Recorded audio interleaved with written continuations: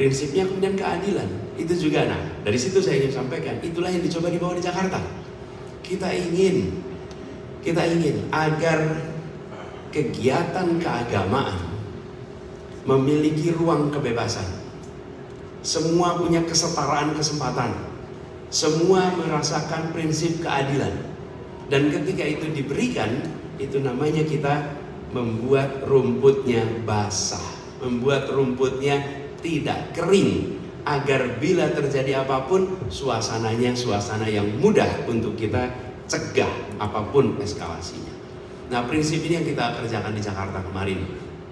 Karena itu kemudian kami melihat ke depan kesetaraan ini terus penting. Kita pegang NKRI harga mati itu jelas, tapi yang tidak kalah penting kita jaga Bhinneka Tunggal Ika ada dengan rasa keadilan bagi semua yang bineka ini. Begitu ada rasa keadilan maka kita tenang. Dan salah satu hal yang mendasar adalah bagaimana kita bisa beribadah. Bagaimana kita bisa menjalankan perintah Tuhan dan menjauhi larangan Tuhan. Saya pernah sampaikan ketika ngobrol dengan warga terkait ini, pada waktu berbicara soal IMB dan lain-lain. Saya bilang kepada warga itu, bapak-bapak, ibu-ibu, sebagai gubernur di Jakarta, satu saat nanti saya akan dimintai pertanggungjawaban di hadapan Tuhan.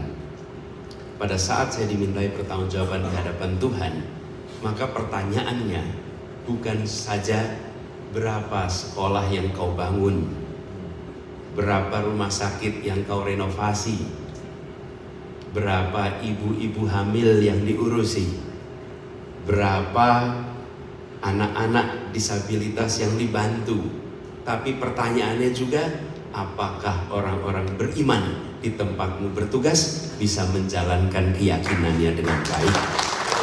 Apakah orang-orang beriman di tempatmu bertugas bisa menjauhi larangannya? Apakah kau bagian dari yang membuat mereka bisa menjalankan keyakinannya, atau kau bagian dari yang membuat mereka tidak bisa menjalankan keyakinannya? Dan saya sampaikan, bila saya dimintai pertanggungjawaban, saya ingin bisa menjawab, ya saya bagian dari yang memberikan kepada semua kemudahan untuk bisa menjalankan kewajibannya dan atas keyakinannya dan menjauhi larangannya. Nah, itu yang menjadi dasar mengapa kita ingin adil. Dan kita menemukan kesulitan-kesulitan itu lintas kelompok. Tadi disampaikan soal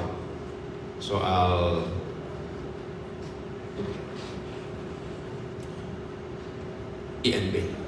Itu kami rasakan baik warga yang tidak berkenan dengan pembangunan gereja maupun warga yang tidak berkenan dengan pembangunan masjid. Ini dua-duanya ada, dua-duanya terjadi, dan dua-duanya saya harus bicara, dua-duanya. Dan suasana ini lah yang muncul di mana-mana, termasuk teman-teman Hindu yang Hindu Tamil. Ya, kami baru sadari bahwa sejak kemerdekaan di Jakarta mereka tidak pernah punya rumah ibadah satu pun, tidak punya. Bersyukur sekarang mereka punya, dan salah satu yang termegah di Jakarta. Kenapa? Dipinjami tanahnya sehingga mereka bisa beribadah.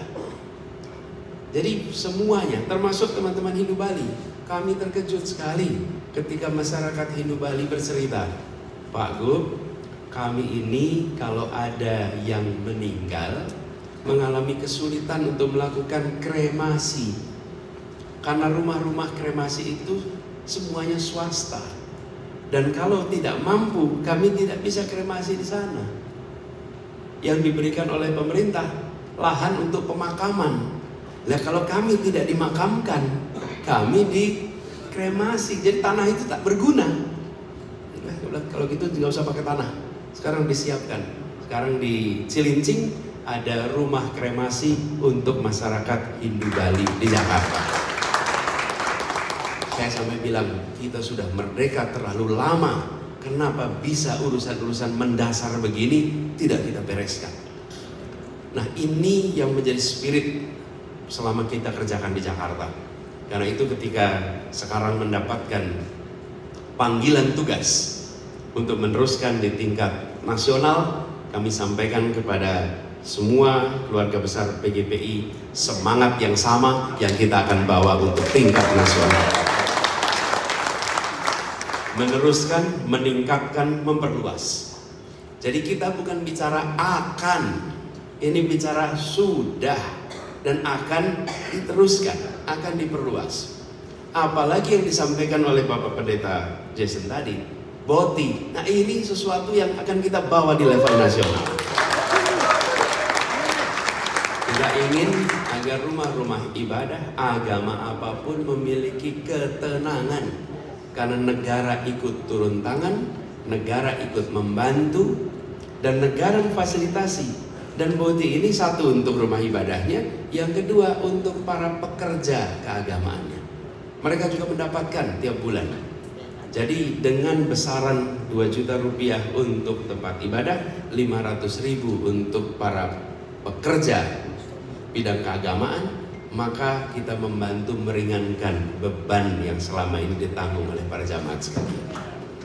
Lalu yang tidak kalah penting, banyak kita punya sejarah yang luar biasa, karena kita adalah masyarakat yang beriman, masyarakat yang religius, maka tanda dari keimanan religiusitas itu ada pada rumah-rumah ibadah yang usianya panjang. Banyak sekali rumah-rumah ibadah di Jakarta yang usianya jauh lebih tua daripada Republik ini. Dan mereka semua, rumah-rumah ibadah ini adalah rumah ibadah yang jemaatnya mengalami kesulitan untuk bisa merenovasi. Kenapa? Untuk biaya operasional saja tidak mudah, apalagi untuk renovasi barang-barang fasilitas yang berstatus sebagai cagar budaya. Cagar budaya itu kalau mau direnovasi nggak sederhana. Dan itulah yang kemudian kami kerjakan. Rumah-rumah ibadah yang usianya panjang, yang mereka cagar budaya dan bagian dari sejarah kota ini, secara khusus dialokasikan anggaran untuk renovasi rumah ibadah itu semua. Termasuk yang tadi disebutkan, Gereja Immanuel di Gambir, dan termasuk orgal yang sangat orgal ya sebenarnya, yang tua itu. Hal yang sama kita lakukan di kota, ada namanya Masjid Al-Mansur, karena itu dulu namanya Guru Mansur di situ. Itu dibangun 1600 sekian, sudah reot, udah miring itu kayunya. Jadi saya datang ke sana, Pak, iya ini sudah miringnya puluhan tahun. Luar biasa ini, miring puluhan. Itu juga dibangun, sama, direnovasi. Jadi kita ketika melakukan renovasi, semua agama keyakinan yang rumah ibadahnya tua dapat kesetaraan. Nah, dengan cara begitu, maka kita memberikan kepada semua pesan bahwa kota ini, pada waktu itu kota, memberikan kesetaraan kesempatan. Masuk hari besar keagamaan. Hari besar keagamaan kita menyaksikan sempat ada periode di mana ada pelarangan. Ada pelarangan untuk di Jakarta itu buat masyarakat Jakarta, masyarakat Betawi, yang namanya takbiran itu kayak ritual, Pak. Kalau dilarang takbiran itu seperti tidak bisa menjalankan ritual kultural, walaupun takbiran itu bukan takbiran keliling ya, itu kan kebiasaan budaya, bukan kebiasaan agama. Sempat ada pelarangan.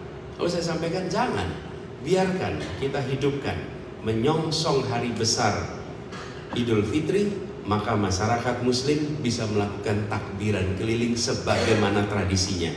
Tapi juga ketika menjelang Natal, izinkan masyarakat Kristiani untuk bisa menyatakan dengan Christmas Carol di tempat-tempat terbuka. Tempat-tempat terbuka menjadi ruang untuk menyongsong hari besar keagamaan. Dan inilah yang kita kerjakan.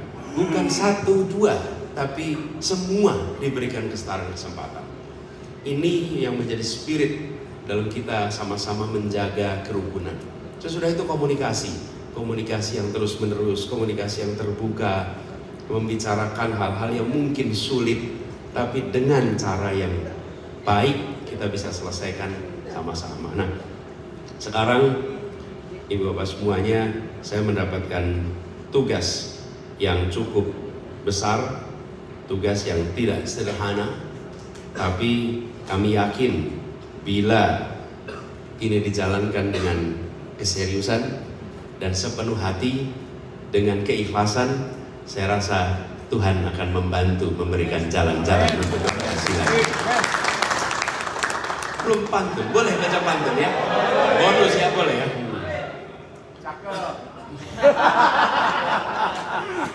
Jawabnya amin aja.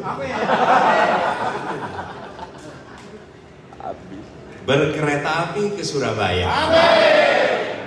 Terbang bersama keliling Asia. Semoga PGPI makin berjaya. Bersama-sama membangun Indonesia.